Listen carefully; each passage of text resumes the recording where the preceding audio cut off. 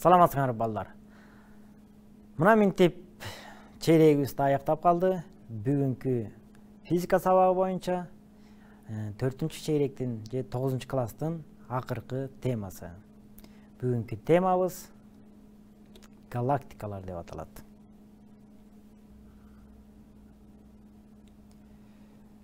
Биз өткөн темаларда күн системасы, күн жөнүндө, ошондо күн системасында планеталар жөнүндө өткөнбүз. Эгерде биз жерден алыс карай турсак, алыстап кете берсек, күнгө салыштырмалуу жер кичинекей эле кара чекит болуп калат. Ошондо күндөгү планеталар, күн менен жердин ортосундагы аралык бул бир астрономиялык бирдик болгон. Эгерде күндөн да алыс кете берсек, элестетип көрсөк,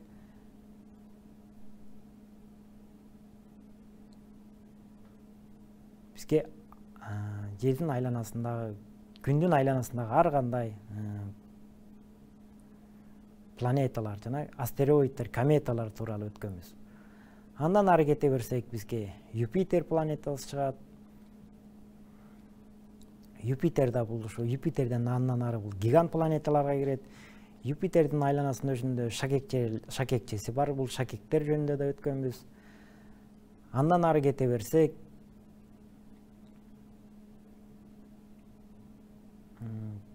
Юпитердин айланасында дагы ушу адам баласы учурган жасалма жандооштор бар.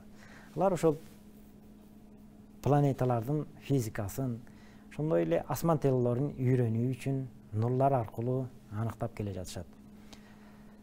Дагы кете берсек, ушул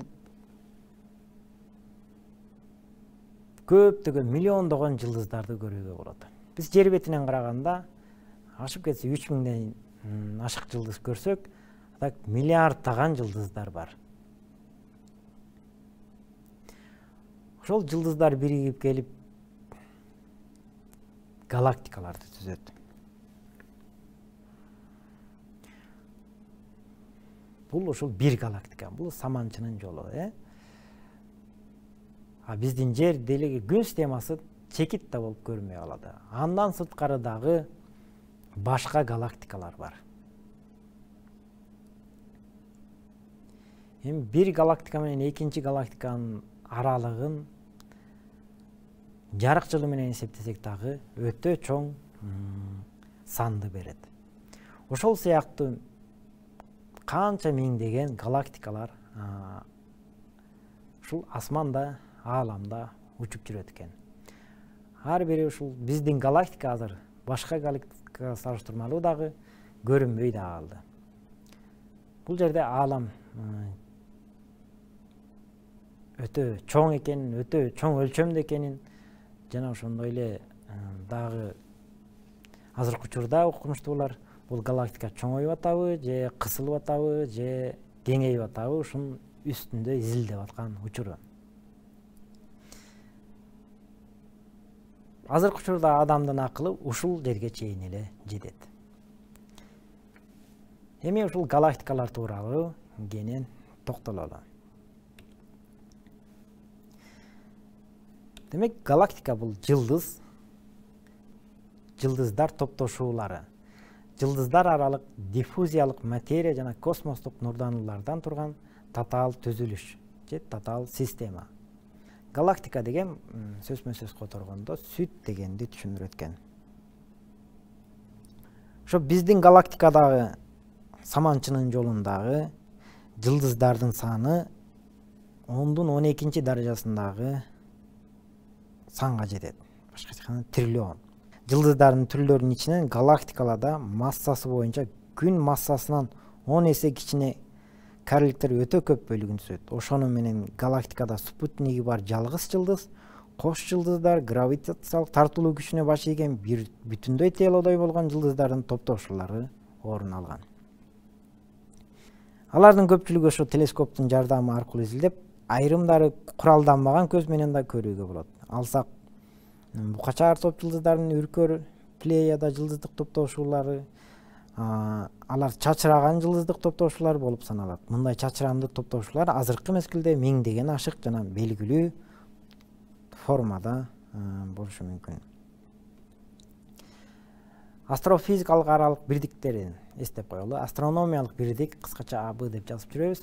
Ушул астрономиялык бирдик бул 1,5 көбөйтүлгөн 18 даражасындагы километр. Ошондой эле парсек деген бул 1 парсек 3 көбөйтүлгөн 13 даражасындагы километр. Ошондой эле жарык жылы бул 1 жарык жылы 9,4 көбөйтүлгөн 12 даражасындагы километрге барабар. Демек астрономиялык бирдик, парсек жана жарык жылы бул дайыма биздин сөзүбүздө колдонулат. Ал километрге айланганда ушул экранда көрсөтүлгөндү дайыма билишиңер керек. Булар турактуу сандар. Галактиканын асманда караганда чоң шаарда ошо жарык күйүп турган шаарга окшошуп кетет экен. Галактиканын курамында эмнелер болот экен? Ошо жылдыздар, жылдыздык топтошуулар, газдар, чаңдар, ушул тумандуулуктар, жылдыздык система, нурдануулар жана башкалар. Ушунун баары ошо галактиканын курамына кирет экен. Жылдыздар, жылдыздык системалар, тумандуулуктар, газдар, чаңдар.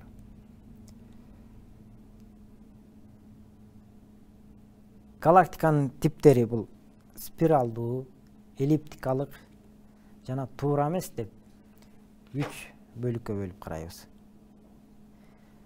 Спиралдуу галактикалар бул 50%-ин түзөт экен. Спиралга окшошуп турбайбы? Ошо борборуна айланып тургандыктан. Ошондой эле 25%-ин бул эллиптикалык галактикалар турат экен. Ошондой эле туура эмес формадагы, мында чачырандуу формадагы галактикалар бул 5%-ин түзөт экен. Тестке токтоло кетели бир сыйра. Астрофизикада колдонулуучу төмөндөгү бирдиктердин кайсынысы күн менен жердин ортосундагы аралыкты туюндурат?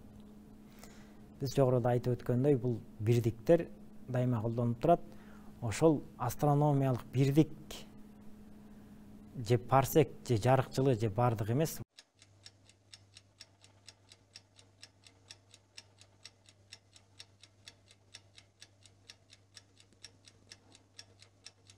Күн менен жердин ортосунда аралык канча эле 149 миллион километр болчу. Ушул бир астрономиялык бирдикке барабар болот. Ааламда таралган галактикалардын ичинен кайсы тиби эң көп кездешет? Эллиптикалык, спиралдуу, туура эмес, линзалуу.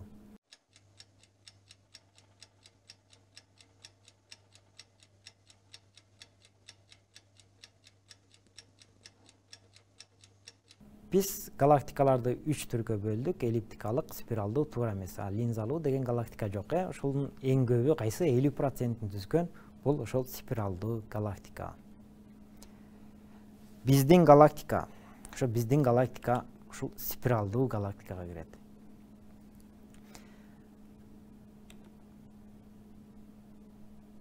Биздин галактикада ушул биздин галактиканын ичинин күн системасына киребиз. Күн системасында ошо жер, жерде ошол жер биздин планета.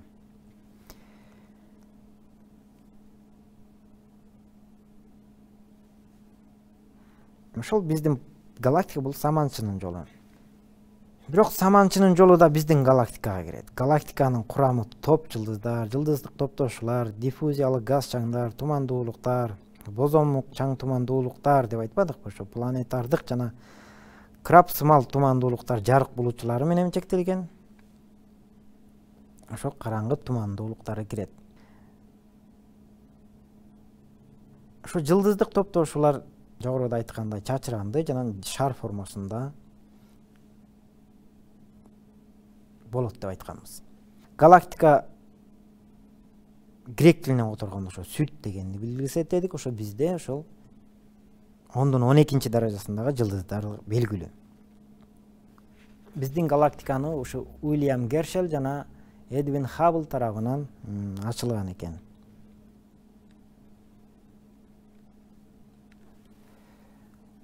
Биздин галактиканын массасы 6/1042 даражасындагы килограммга барабар. Анын диаметри 100 000 жарык жылга барабар экен. Калыңдыгы 1000 жарык жылга барабар болжолду мунун баары. Жылдыздардын саны 200-дөн 400 миллиардга чейин. Анын айлануу ылдамдыгы 552 км секундага барабар экен. Жашы болжол менен 12-13 миллиард жыл деп эсептелет. Галактиканын пайда болгону. Мунун баары болжолдуу түрдө айтылат. Күн системасы борбордон 26.000 жарык жыл аралыкта болот. Белгилүү. Бул 225.250 миллион жыл деген түшүндүрөт. Күн системасы 220-240 км секундага барабар. Жердин өзүнүн ылдамдыгы болсо 30 км секунда, айдык болсо 1 км секунда. Жолдо жүрүп бараткан машина болжол менен 20-30 метр секунда болот. Ошондо бул галактиканын салыштырып карасак өтө жогору ылдамдык менен кетип баратканын түшүнсөк болот. Биздин галактиканын структурасы ядро ушул 1300 парсекке барабар экен. Жол менен эсептесек, ошол 8000 парсекке барар экен. Диски болсо 30.000 парсекке барабар экен. Галлосу болсо 30.000 парсектен 60.000 парсекке барабар экен. Эгер структурасын карай келсек, галактиканын борбору бул жерде болсо, күн системасы эгер 4 бутак менен карасак, биздин күн системасы кайсы бутакта болуп калат экен? Жаачы бутагында туура келип калат экен. Андан сырткары Ордион бутагы бар экен, Центавр бутагы бар экен, ошондой эле Персей бутагы бар экен. Булар жөнүндө өтүп атканда дагы биз жылдыздуу асманда өтүп атканда дагы ушул Орион, Жаачы, Центавр, Персей деп асман картасынан көргөнбүз. Ошол бутактарга карасак, структурага карасак, биздин галактика ушундай болуп калат экен. Биздин күн системасы жаачы бутагына туура келет экен.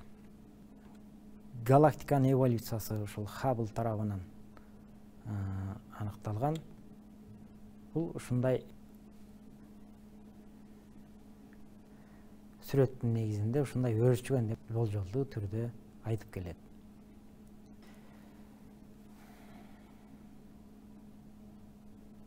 Биздин галактикадан башка дагы көптөгөн галактикалар бар экенин көрдүңөр. 20-кылымдын башында асмандын айрым бөлүктөрүнөн телескоп аркылуу көрүнгөн тумандуу тактар биздин галактикадан сырткары орун алган галактикалар экендиги аныкталган. Алар галактиктер деп аталып, ар бир миллиарддаган жылдыздардан турары аныкталган. Башында видеодо көргөндөй, башка галактикаларда дагы миллиарддаган жылдыздар бар экен. Күн системасынан өтө алыска аралыкта жайгашкан бул дүйнөнүн куралсыз көз менен көрүүгө дээрлик мүмкүн эмес, бирок өтө кубаттуу телескоптор пайда болгондон бери адам баласына ааламдын жашыруун сырларын ачып, анда миллиарддаган галактиктер оруналары белгилүү болгон. Башында видеону көргөндөй, ошол миллиарддаган жылдыздар ушул спутниктердин, телескоптордун жардамы аркылуу ушулар так аныкталган экен. Ушул галактиктер дүйнөнүн астрономиянын бир бөлүгү болгон. Галактикалар көз менен көрүнбөгөн микро дүйнөдөгү элементардык бөлүкчөлөрдүн физикасы сыяктуу галактикадан сырткары астрономия бизден өтө алыс жайгашкан, куралсыз көз менен көрүүгө мүмкүн болгон жана үзгүлтүксүз кеңейүү абалында болгон аалам жөнүндө космос объектилерин ушул үйрөтөт. Демек, аалам ушул азыркы учурда кеңейүү абалында деп айтып келатышат. Сырткы көрүнүшү боюнча галактиктер жалпысын эллипс, спираль жана туура эмес формада болуп үчкө бөлүнөт. Спиралдуу, эллипстик жана туура эмес деп. Эллипстик галактиктер бул түрдүү формадагы кысылыштарга ээ болуп, эллипсоид формасына ээлет. Ал галактиктер гигант жана карликтер түрүндө ааламдан кездешип, бардык галактиктердин 4төн 1 үлүшүн түзөт. Башкача айтканда 25%. Бул галактиктер жалпы түзүлүш боюнча эң жөнөкөй, жылдыздардан жайланышы анын борборунан алыстаган сайын саны азая берет экен.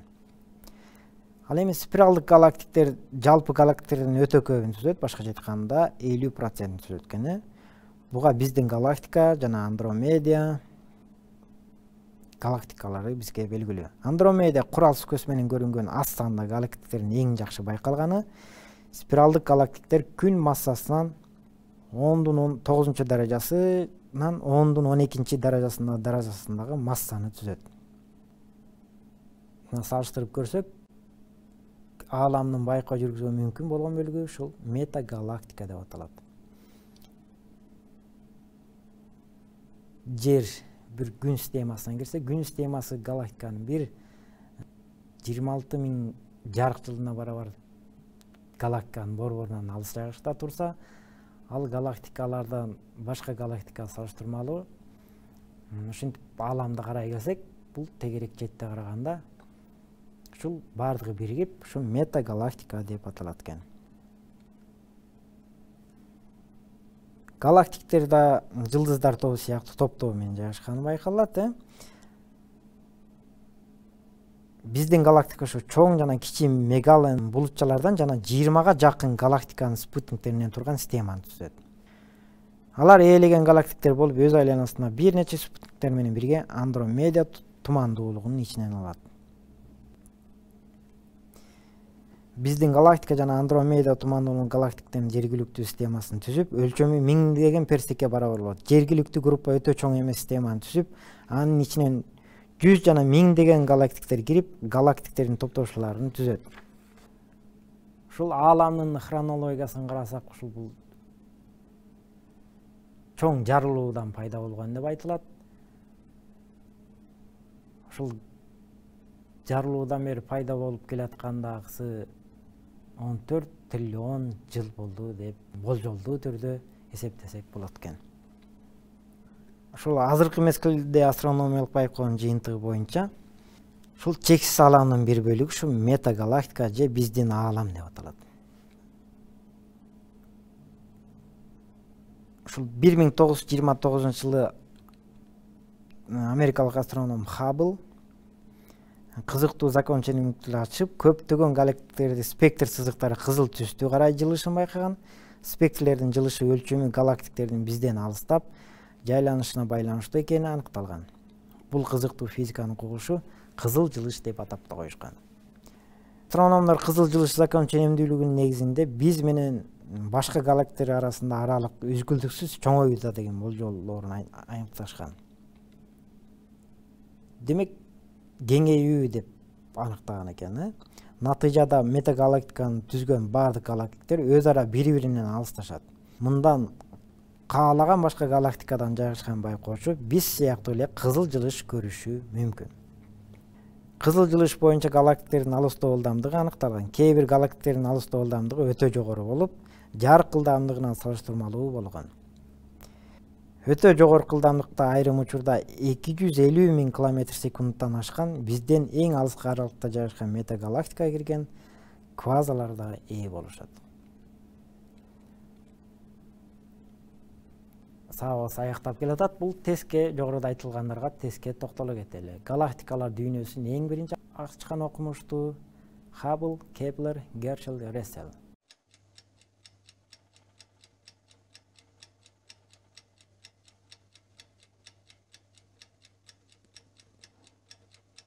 Гершел ачкан, эң биринчи галактикалар дүйнөсүн ушул Гершел деген окумуштуу ачкан экен. Биздин галактика кандай типтеги галактикага кирет? Эллиптикалык, спиралдуу, туура эмес, линзалуу.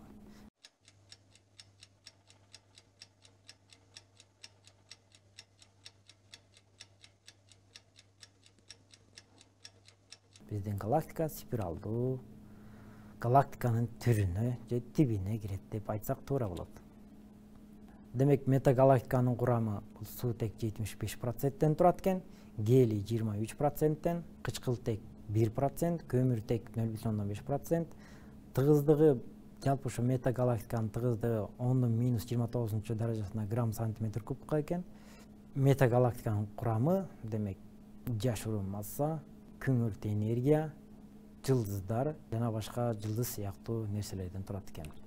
Метагалактиканын өлчөмдөрү өтө чоң экен. Дагы бир кызыктуу маалымат айта кетсек, чычкандын мээсиндеги нейрондун сүрөттөлүшү менен ааламдын масштабтуу структурасынын сүрөттөлүшү окшошуп кетет экен. Демек, микро дүйнө менен өтө чоң астрономиялык дүйнө кандайдыр бир окшоштукка ээ болот экен. Сабамдын аягына келип жетти. Ушун менен балдар бүгүнкү акыркы темабыз да бүттү. Демек 9-классты аяктадыңар. Мындан аркы сынактар, экзаменден ийгиликтүү өткүлө. Бул жогоруда алынган, жыл бою алынган билимиңер пайдалуу болсун. Эмки көрүшкөнчө сак саламатта тургула.